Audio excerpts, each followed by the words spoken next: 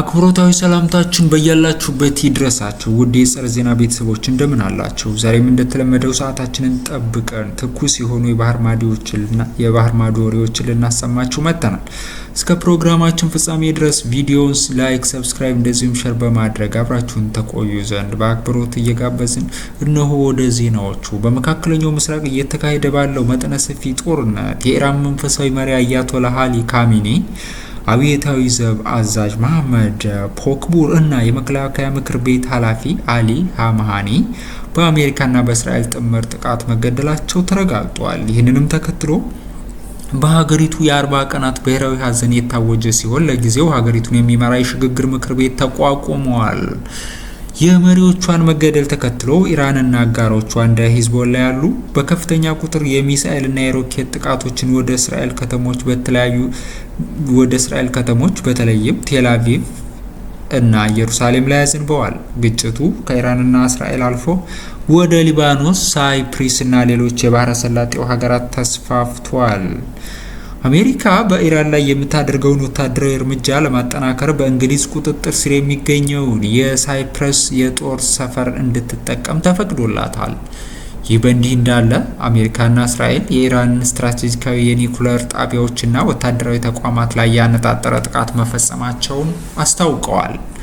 ኢራን የሆርሙዝ ወሽመጥን ልትዘጋ ትችላለች የሚል ስጋት በዓለም አቀፍ የነዳጅ ገበያ ላይ ከፍተኛ መናወጥ ፈጥሯል። የነዳጅ ዋጋ በአጭር ጊዜ ውስጥ በከፍተኛ መጠን የጨመረ ሲሆን ትላልቅ የመርከብ ድርጅቶችም በደህንነት ስጋት ምክንያት በዚህ አካባቢ የሚያደርጉትን ጉዞ አቋርጠው በአፍሪካ ዙሪያ ለመጓዝ ተገደዋል።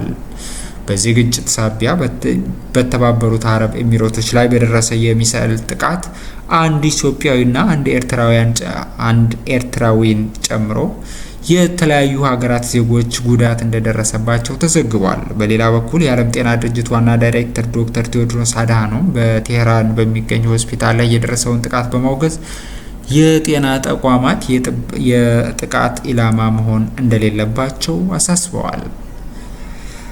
የሩሲያው ፕሬዝዳንት ቭላዲሚር ፑቲን እና የቱርኩ ፕሬዝዳንት ረሲፕ ጣይብ ኤርዶጋን ጥቃቱን በማውገዝ ሀዘናቸውን ገልጸዋል። በሌላ በኩል ፕሬዝዳንት ዶናልድ ትራምፕ ዘመቻው አምባገነንነትን ለማስወገድ የታለመ መሆኑንና ለድርድርም ዝግጁ መሆናቸውን ገልጸዋል። ወታደራዊ እርምጃው እስከ 4 ሳምንት ሊዘልቅ እንደሚችልም ጠቁመዋል።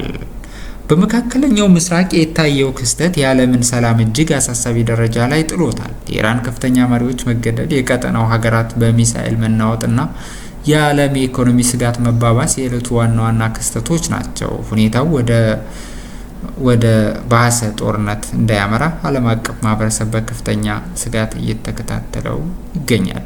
ውድ የጸረ ዜና ቤተሰቦች ለዛሬ ያዝንላችሁ ትኩስ የባህር ማዶ ወሬዎች እነዚህን ይመስሉ ነበር። በድጋሚ በሌላ ዜና እስከምንገናኝ መልካም ቆይታ፣ ቸር ያሰማን።